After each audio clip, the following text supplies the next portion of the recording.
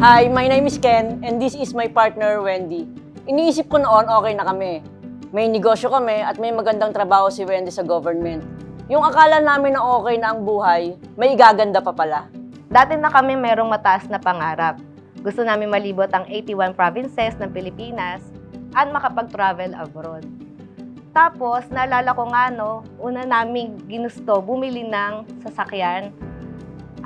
Gusto namin yung brand new car para sa family namin and sa mobility ng mga alaga naming dogs. Makasama namin sila. Pero sakto lang yung budget eh. Kaya ang nabili namin, second hand na Honda City. Tapos eventually, nakabili kami ng Isuzu Crosswind na ginamit namin hanggang ngayon. Oo nga, pinangalanan pa natin yung Honda ng Gracia o Gracia. Gracia! Parang reminder sa atin na yung mga nangyayari sa buhay natin, biyaya ng Gracia galing kay Lord. Yung pangalawa naman si Sunshine kasi nabigyan ng magandang kulay yung buhay natin. And itong pangatlo, si Glory, to remind us dun sa Matthew 5:16 na this is all for the glory of God. Becoming a car achiever only proves one thing. Ramdam ko sa DBC na mabilis namin makukuha yung mga dreams and goals namin. And this is only the beginning. Ika nga sa Jeremiah 29:11, "For I know the plans I have for you, declares the Lord, plans to prosper you and not to harm you, give you hope and a future." May nagtanong nga sa amin kung bakit pa daw namin naisipang bumili ng sasakyan. Ang sinagot ko lang, para may option. Lalo na yung mga parents namin, mga senior na. Kailangan namin bigyan ng komportabling biyahe. Itong pagiging car achiever, is a reminder that it feels good to know that your life can be better. Lalo na meron tayong ganitong opportunity.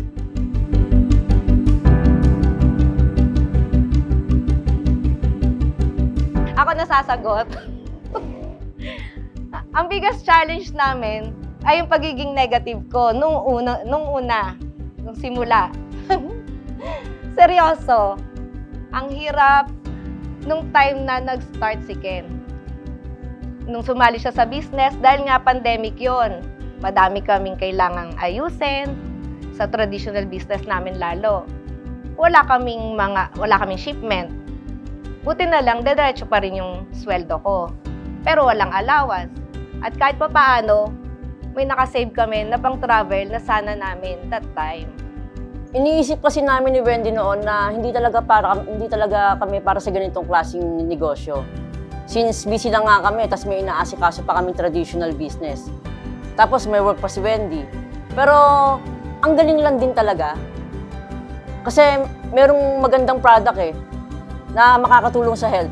Yun yung naging entry point ko para simulan yung business. Tapos since nakikita ko na may magandang future dito, pinasok ko si Wendy kahit negative siya. Nilagyan ko siya ng sariling account. Mahirap sa part kung gustuhin yung business dahil nga naunahan ako ng maling paniniwala. Pero sinubukan kong gawin ang dapat gawin.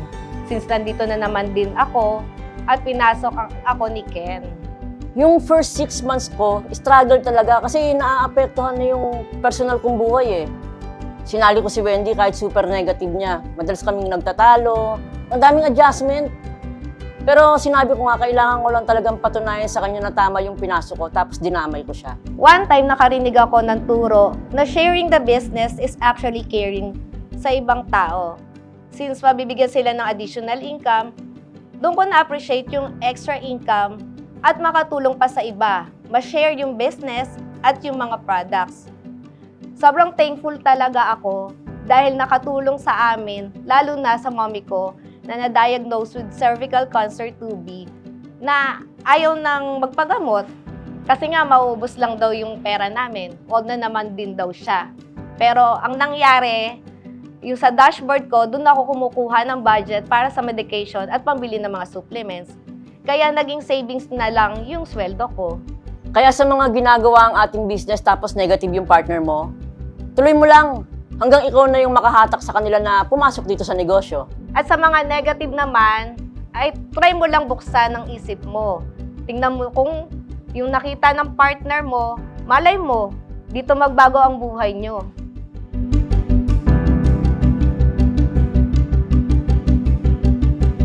Yung oras natin limitado sa 24 hours a day. In terms of managing time, alam lang namin kung kailan kami sa traditional business namin, kailan empleyado si Wendy, at kailan naman kami para sa negosyo ng DBC.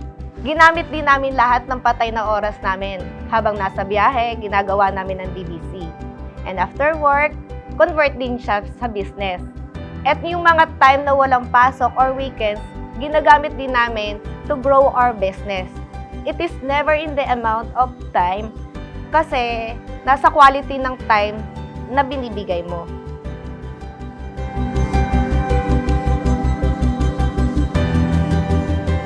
Sobrang nagpapasalamat ako sa mga coaches, kay Mentor MC, saka si Mentor Bal. Kasi nakafocus sila sa pagkatuto, mag-empower ng mga partners namin dito. Provided lahat ng trainings, yung mga kailangan mong malaman to grow. Mahihain ako dati, alam ng mga kakilala ko yan. Pero dahil dito, na-develop yung self-confidence ko. Sa tulong na rin ng mga training sa kanang guidance. Dito din sa DBC, hindi sayang ang effort mo. Bukod sa may kita ka na, ay marerecognize ka pa. At marerewardan yung binibigay mong galing. Nagiging savings na nga lang yung sweldo ko eh. Tapos, nakakahit din kami ng mga travel incentive. Free travel, plus income is wapak. Hindi na namin kailangan maghintay ng payday para gumastos, tapos gumala, ganon. Nabalikan nga namin yung paborito naming isla nung walang ginastos, kahit magkano. Sa DBC ko rin naranasan na mag-free diving sa kanang yacht party.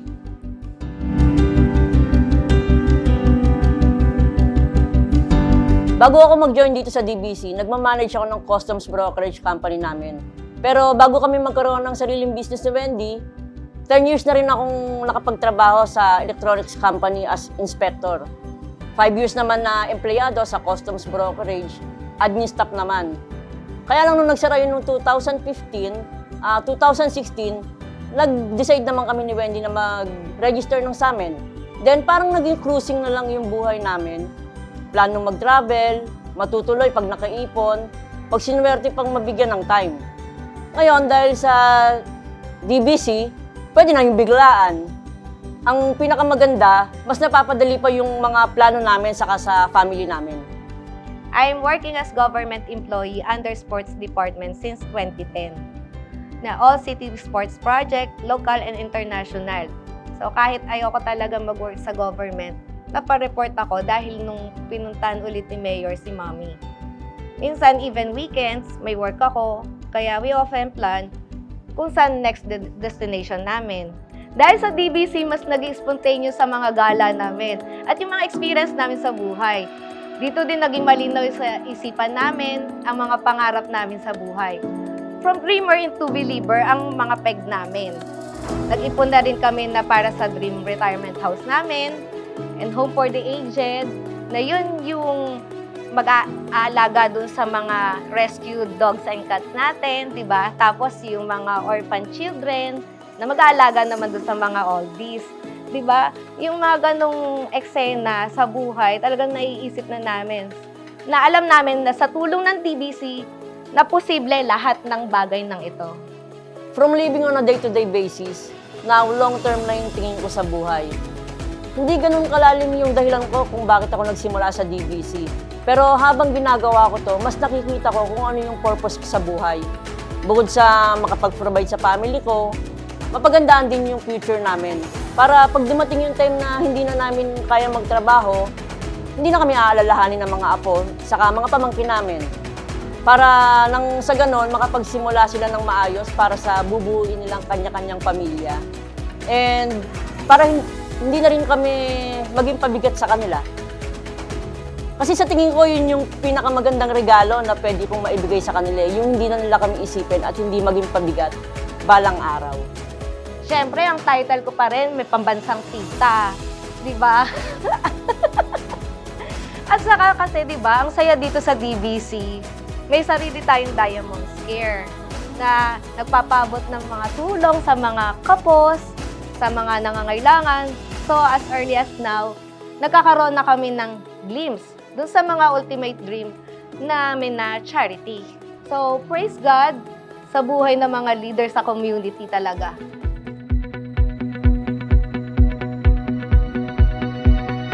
Ngayon na nandito na kami, naniniwala kami na success never stops. Ibig sabihin, kahit na maabot mo yung isang goal, hindi dapat doon matatapos ang pangarap mo. Dapat tuloy-tuloy pa rin.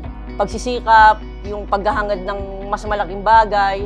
So, para itong pag-akyat ng hagdan kapag narating mo na ang isang baitam, hindi ka natitigil doon, kundi akyat ka pa para marating yung mas mataas na tagumpay. Oo, tama. Huwag mong gawing hangganan yung isang tagumpay lang.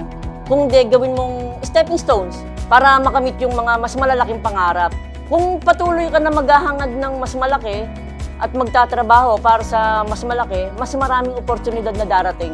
Sa negosyo o sa buhay, kung huminto ka sa unang tagumpay, baka maunahan ka na ng iba. Bumalik ka sa dati. Kaya mahalaga na lagi kang may bagong pangarap, bagong target, at patuloy ka ng nagsusumikap para umangat ka pa. Excited na nga kami makuha yung next goal namin yung mas malaking sasakyan. At syempre, God willing, sa lalong madaling panahon, mabili na rin namin yung sports car na gusto namin. Ay, isa pa pala sa goal natin, na magkaroon ng mga business partners na car achiever, di ba? Na pangarap ko rin talaga na matupad yung mga pangarap ng mga business partners natin dito sa Diamonds.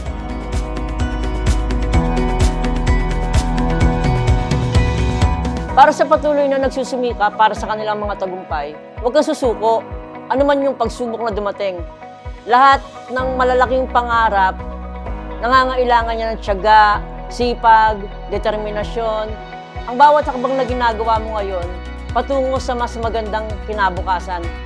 Manali ka sa proseso, matuto ka sa bawat pagkakamali, at huwag matakot na sumubok. Ang tagumpay ay hindi lang tungkol sa bilis, kung hindi sa tibay ng loob at patuloy na pagkilos. Kaya kapit lang, mangarap ng malaki at gawin ang lahat para maabot to. Para sa mga patuloy na nagsisikap sa pangarap nila, huwag kang titigil. Lahat ng tagumpay dumadaan sa pagsubok. Pero kung hindi ka susuko, siguradong mararating mo rin yan. Keep pushing, keep learning, at huwag matakot mag-adjust kung kailangan. Walang madali pero worth it lahat ng pagod mo. Tuloy-tuloy lang, konting tiyaga, malapit ka na. Walang imposible sa taong handang mangarap ng malaki at may pananalig sa Diyos.